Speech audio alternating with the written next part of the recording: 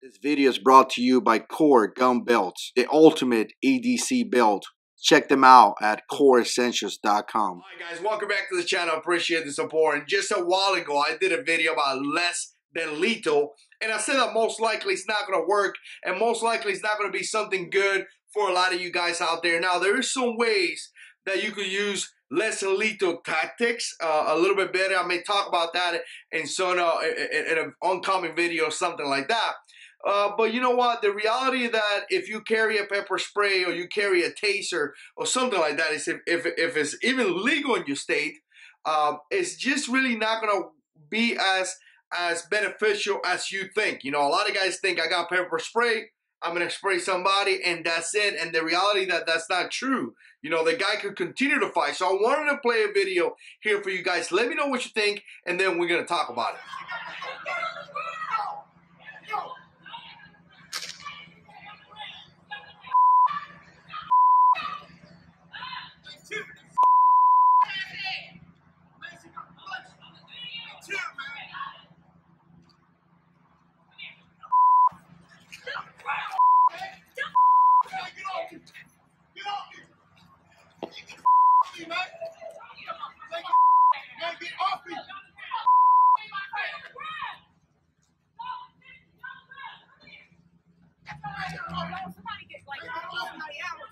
She called for back up. Is she? He has a knife. He trying to stab the corpus now. Like I saw it all.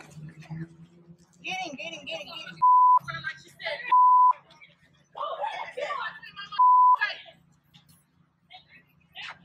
Alright, so I actually shared this video with the wife, and we actually did some, more research into this, and apparently this cop responded to this situation, or responded to a call where this individual essentially had a knife, and he punched somebody in the face or something like that, and he pulled a knife on someone at a store, something like that. Don't quote me on everything. I tried to link more information down below. So essentially, she's responding to a violent threat. She's responding to a person that, that has the capacity of conducting or committing deadly force, right? So I'm not really sure what happened.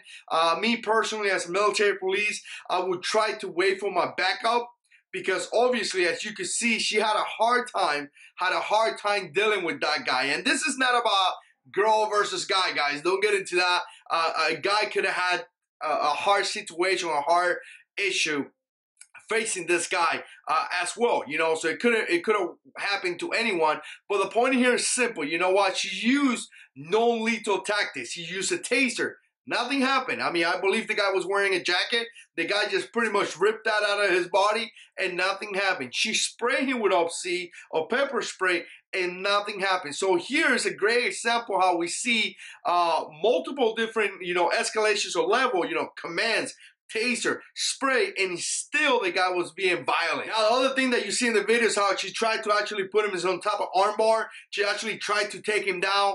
At one point, he pushed her, so he kind of moved around, and she actually falls on the ground. So she actually hit the deck. This is extremely, very, very dangerous to you out there, because essentially at this point we can see how this guy has more control. This guy has essentially has the capacity of taking over and taking away your gun and probably, do something bad to you. But essentially the point of this video was just to show you how some of the guys thinking about non-lethal, some of the guys thinking about that capability, is not as easy as we think about it. It requires a lot of training. It requires an escalation, from non-lethal to actually lethal force. It requires a lot. So it is not as simple as some of the guys out there makes it think. So again, the point of the video was just to give you an idea, to give you a situation that you could witness with your own eyes and be like, all right, I carry pepper spray,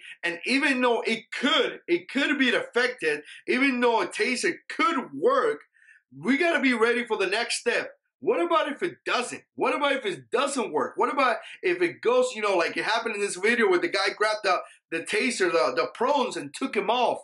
What's gonna happen next? We gotta be ready for that escalation. So let me know what you think. Put comments down below. And as always, God is in control.